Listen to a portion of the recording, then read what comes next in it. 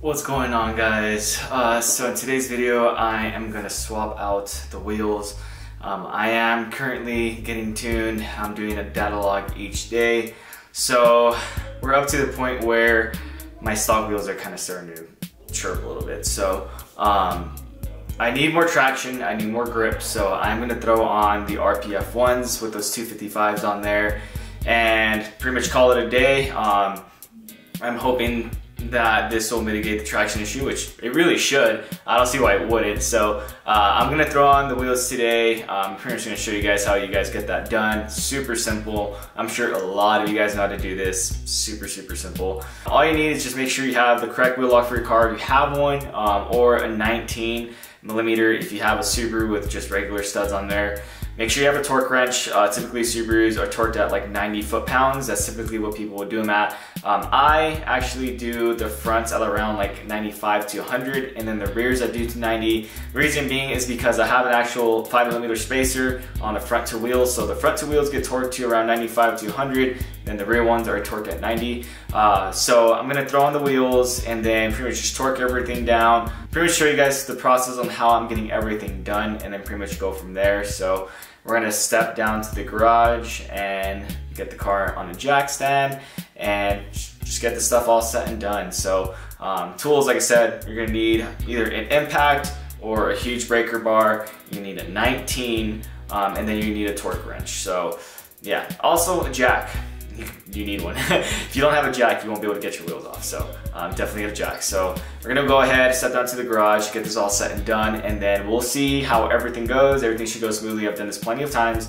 Literally super easy to get done. Anybody can do this. So step on down, let's get this stuff done, and we'll go from there. All right, so like I said, I'm gonna grab my tools. I'm gonna gather everything up. I'll put the car up on the jack. I'm gonna do both of the rears at the same time, and then I am gonna do each front one separately. The reason why I'm gonna do both of the rears at the same time is because you can actually put a jack stand under the rear diff and actually lift up both sides at the same time. So I'm just gonna do that, just make it easy, and just get this thing all set. So let's grab the tools, set everything up, and I'll show you guys pretty much what the layout of everything is. So this is pretty much all that you need. Really simple stuff. So like I said, you need a jack, impact or a breaker bar, your 19mm. In this case, I have a 21 since my wheel lock tool has a 21 socket on it.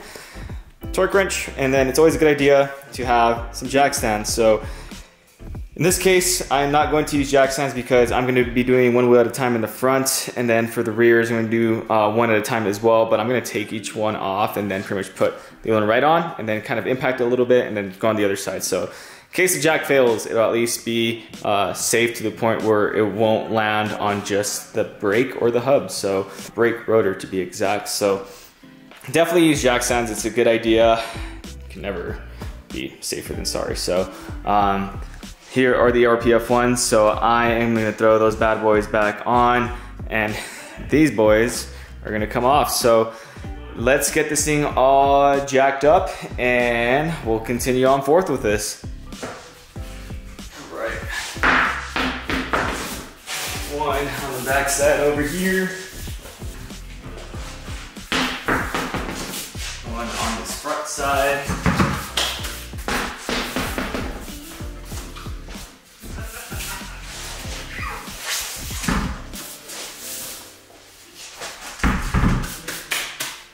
All right, so now we should be good to jack this bad boy on up.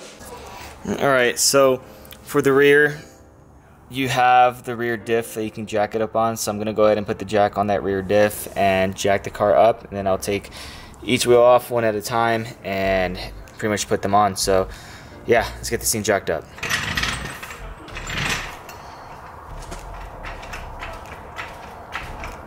All right, so that right there should be high enough. So now I'm gonna take one wheel, throw the RPF1 on, and tighten it just a little bit, and then go to the other side and do the same thing.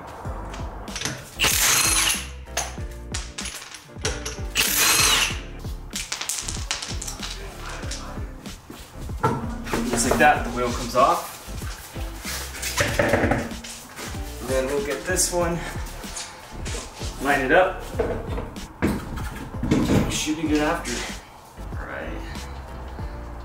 I usually will like turn them on. I would usually do like a couple of turns just to make sure they won't cross thread when I impact it down. once you get on impact, just go very slowly.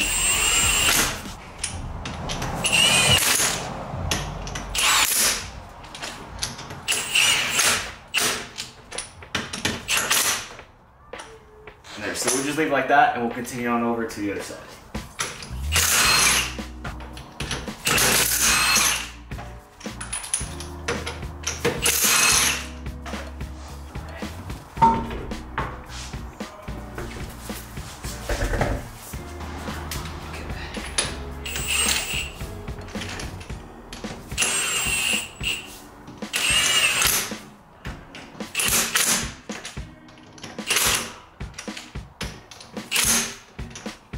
So we'll just leave it like that, and then what I typically do when I torque them is I'll bring the car down just a little bit and then let the tires touch the ground so that way they don't slip, and then just torque them down from there.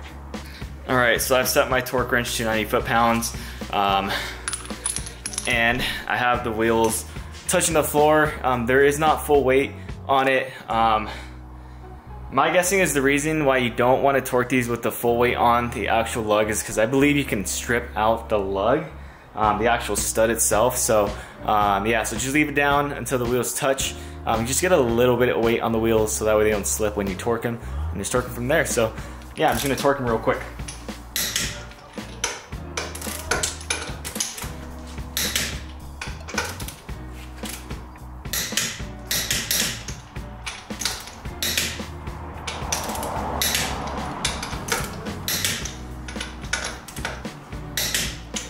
There you go, those are all torqued. So I'm gonna go to the other side and do the same thing.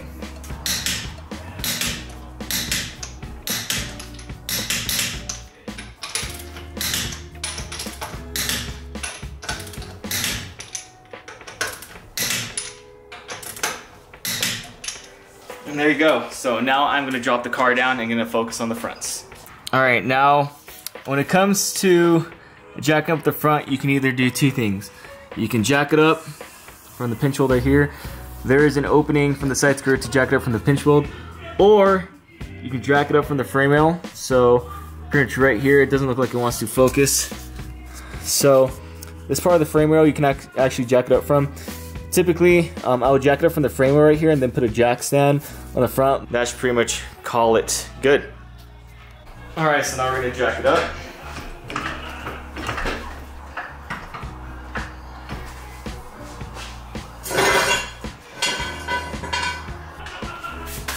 Alright, so I got the jacks under now.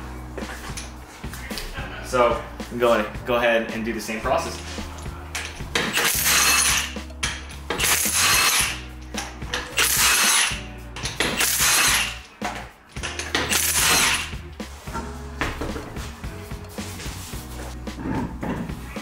There you go.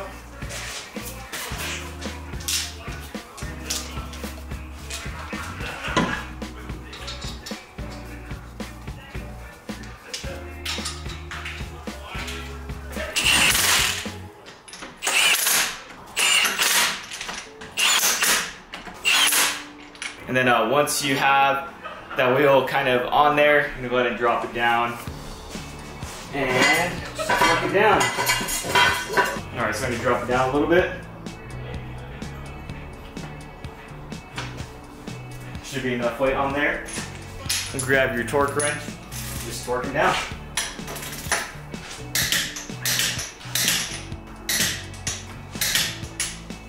All right, like I said, for the fronts, I do an extra step. I'll do these at about, I'll do about just 100 on that. And there you go, now I can drop it down. Now we'll move on to the last side, which is going to be the passenger's front. All right, so we're gonna jack it on up. My roommates are being complete dumbasses, if I gotta be honest.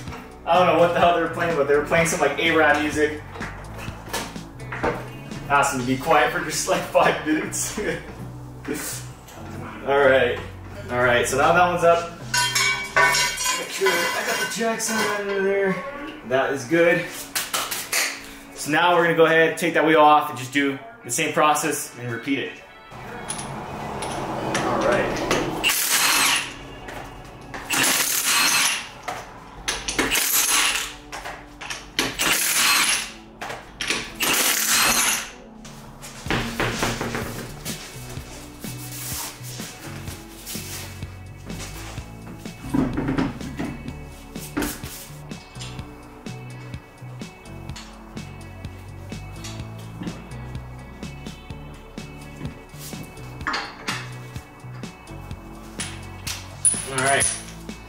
Now down to titanium.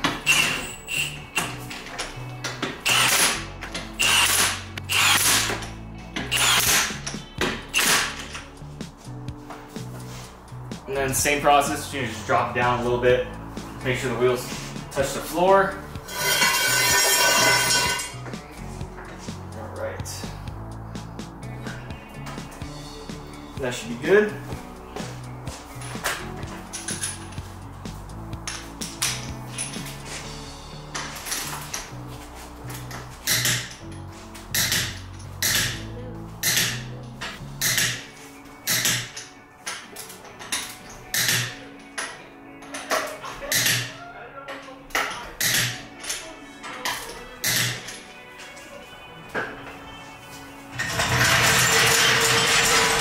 There you go.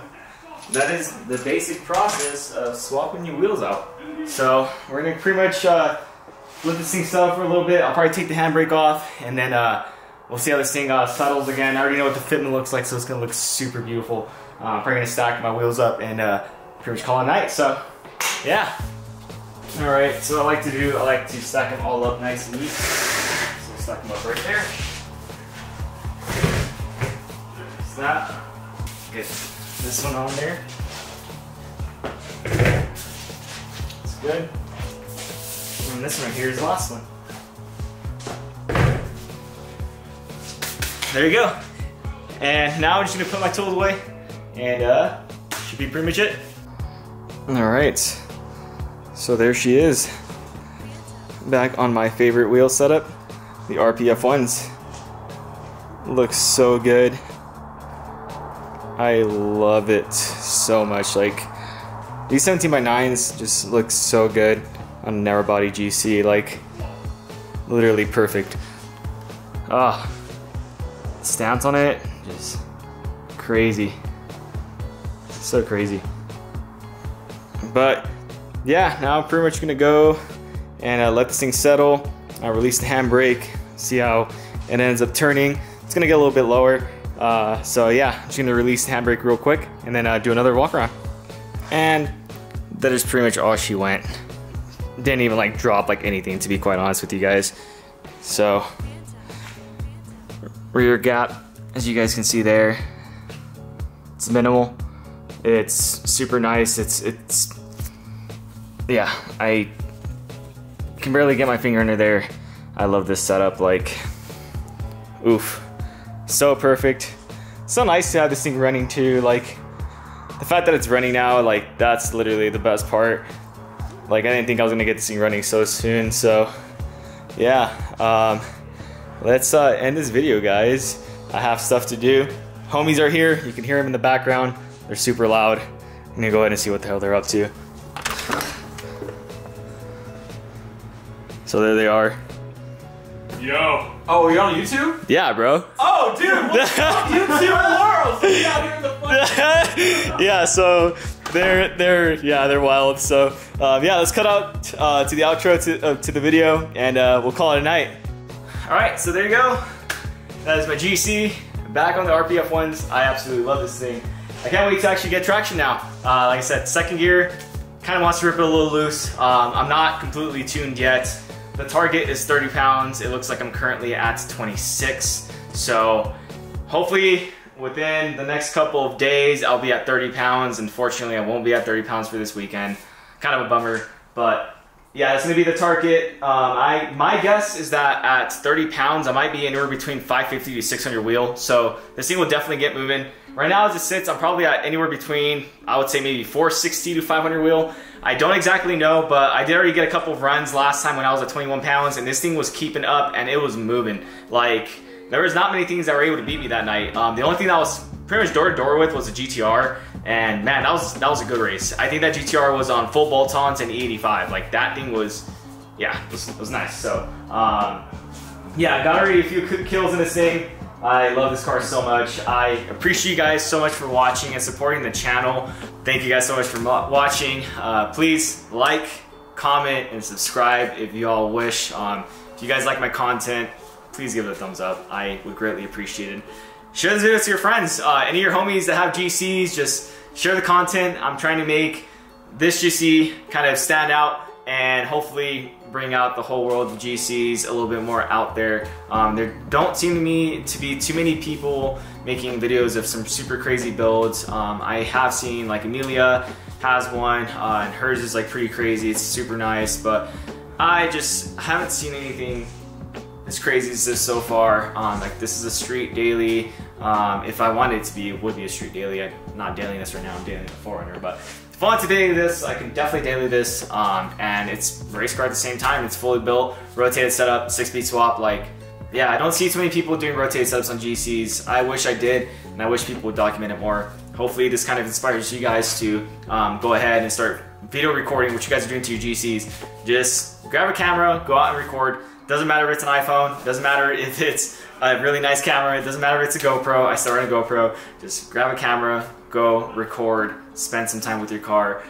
Stay away from, you know, all the negative stuff out there. Like, stay positive, stay optimistic. You guys will get this done. It took me a while. I got it done. I'm still currently on the process or in the works of getting this thing all set and dialed in. So appreciate you guys so much for watching, and I'll catch you guys on the next one.